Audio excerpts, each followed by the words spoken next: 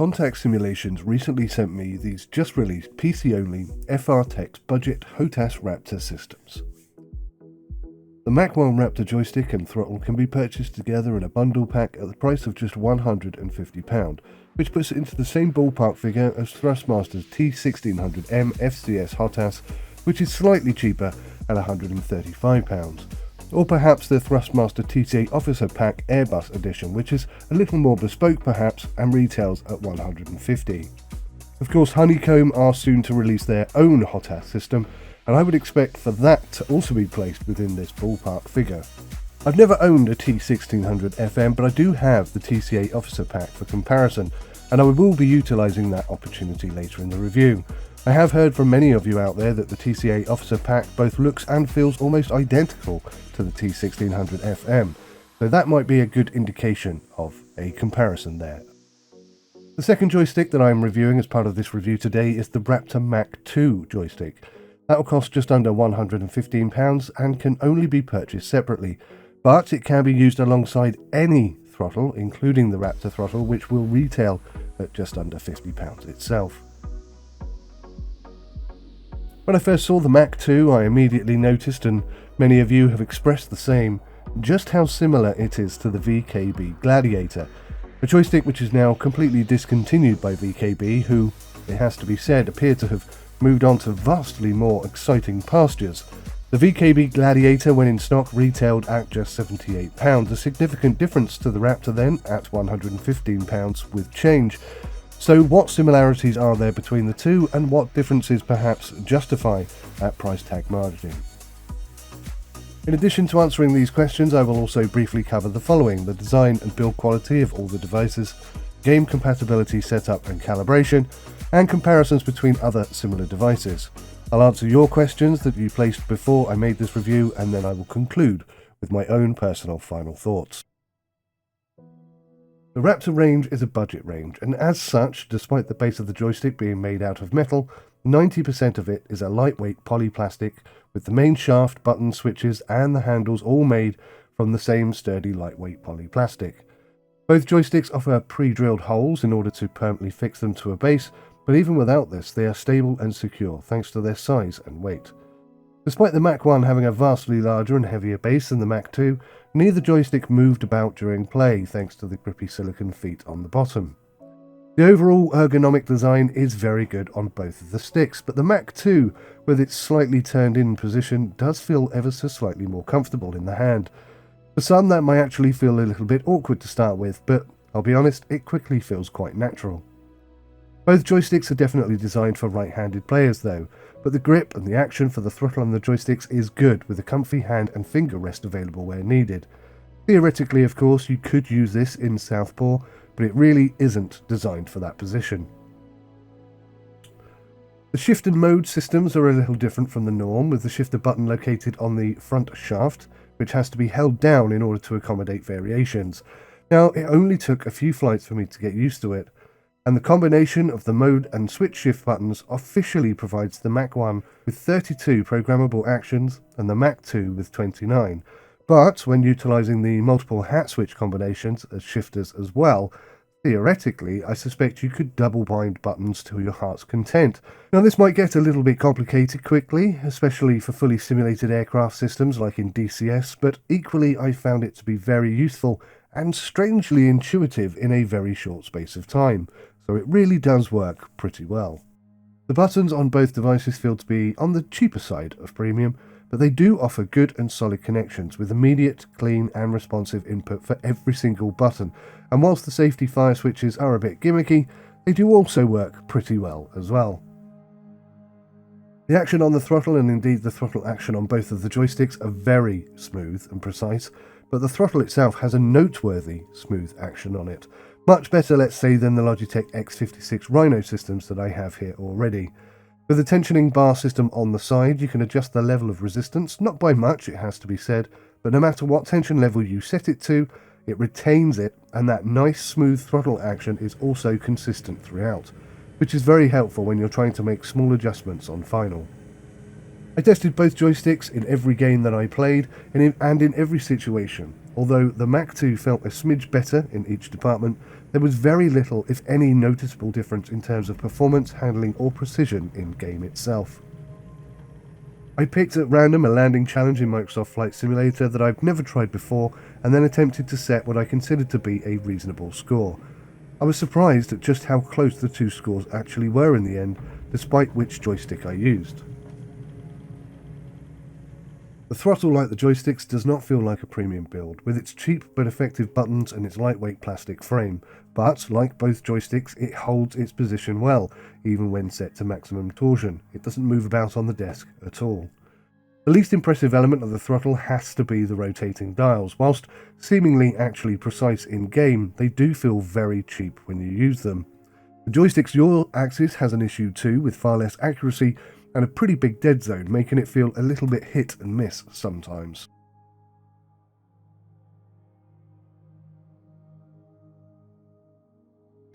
So every game that I threw at these devices immediately recognised them, and despite some odd naming conventions, each game understood and accurately responded to each and every input that I placed. Even when combining the shift button combinations, it worked perfectly in Microsoft Flight Simulator, 𝗦𝘂𝗃𝗍𝘆 Dangerous, DCS World, 𝗦𝘂𝗍𝗍 𝗬𝘆, and even with older titles like Rise of Flight, they just worked perfectly. The precision of the joystick seemed okay in each of these titles as well. An element of dead zone certainly does exist, and I will show you this in detail shortly, and I needed to learn to adjust for that. But it didn't take me long, and once I did find both sticks to be perfectly functional, if a little bit on the lightweight side of things. Yes indeed, the lack of strength on the joystick centralizing spring can be considered to be both a positive and a negative. For example, long flights in biplanes require you to hold your aircraft straight and level for a long period of time, and with a stronger spring it can get tiring. A weaker spring then puts less stress on your forearm muscles and is more comfortable in the long run. However, on the flip side, it can also impact against you on final when trying to make smaller precision adjustments. The lack of resistance can cause you sometimes to overcompensate, and I dare say that given enough time and practice, your muscle memory would negate this issue, but in the short amount of time that I have had them for testing, these are the two most glaring opposing observations. Now, calibration is certainly an area that needs some attention, and before I start, I want to let you know that I contacted Contact Simulations in order to ask about the noise that I was seeing on the 𝗦𝘂𝗃 joystick when centralized. They confirmed that this was not normal behaviour, and they sent me a second device to compare. Now, I can confirm that the level of noise on the second 𝗦𝘂𝗃 is 99.9% less than it was on the original, but on occasions there is still a very tiny amount of movement, a tiny amount of noise which is still seemingly being detected, say 50% of the time. Now, in either device, it's not enough to disengage autopilot, nor is it going to make landing particularly difficult on either of these devices, but there certainly is a little something there going on both devices. So, if your 𝗦𝘂𝗃 has a lot of noise, then I recommend that you also contact support and see what they can do. Now, calibration for the Mach-1 and the throttle are very straightforward. Plug them in, open the settings menu and follow the calibration guide. Everything seemed to operate and work as expected.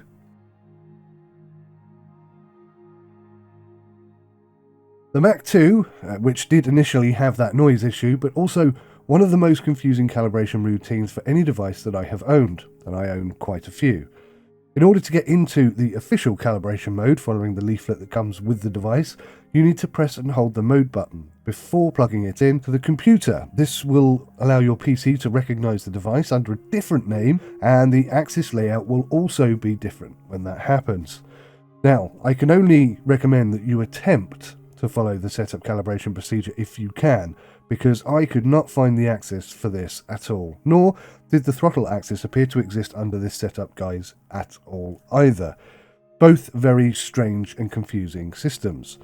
Now, if you finalize and save as best you can, and then try and recalibrate a second time, so take the USB out and put it back in again, that's without going into calibration mode, all of the axes will seemingly then be available for configuration. So honestly, I'm not sure what's going on there. If anything, at best, it just seems a little bit broken, although I don't think it is. It's just odd the way that it's asking you to set it up. And to be honest with you, I can't quite fathom what is actually going on there. Furthermore, I tried to download the 𝗦𝘂𝗽𝗆𝗆 GLADIATOR software package as a test out of curiosity. Sadly, it didn't detect the Raptor, but it's something that I might look at again in the future. So back in the day, 𝗦𝘂𝗽𝗆 released the Gladiator Mark II World War II KG-12 grip replica. It was used in aircraft such as the Messerschmitt Bf 109 and the Focke-Wulf FW190. And yes, the Raptor Mark II looks very similar. Actually, but for the logo styling, they are identical. However, the Gladiator is now a discontinued branch of the 𝗦𝘂𝗽𝗆 range. You cannot buy these new anymore. When they were available, they would retail at about £78. Furthermore, they were accompanied with some very powerful software and pretty well received by all those who owned one. I had a friend who owned one and he too was extremely positive about the Gladiator. Now, I cannot compare the feel of the two as I've never owned a Gladiator myself, but I can try and at least compare the inner components and try and understand what differences exist, if any. Now, I believe that both devices' throttle axes are still using a potentiometer. It just feels that that is what is implemented there.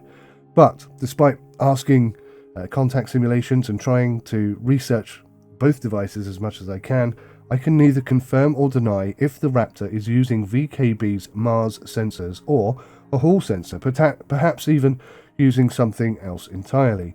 The Raptor just states that they are using an electromagnetic technology for smooth, precise movement and reliability, alongside a powerful 32-bit ARM chip which gives increased sensitivity and functionality. Now, traditionally, the 𝗦𝘂𝗽 products use the effect of magnetic resistance instead of the Hall effect.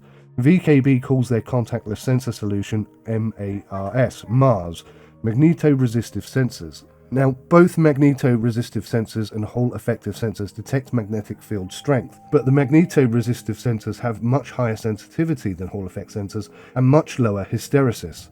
This is like a momentary lag when the magnet is removed from the field. It takes a little while for the Hall-effect sensor to pick up on that. A magneto-resistive device's sensitivity is also adjustable with software, and I don't believe that Hall sensors are. Now, 𝗦𝘂𝗽 controllers with Mars sensors can be adjusted for resolution of up to 15 bits via the 𝗦𝘂𝗽 configuration software, which I have downloaded and am yet to see if it will connect to and work with the Raptor, but that could definitely change things in the long run.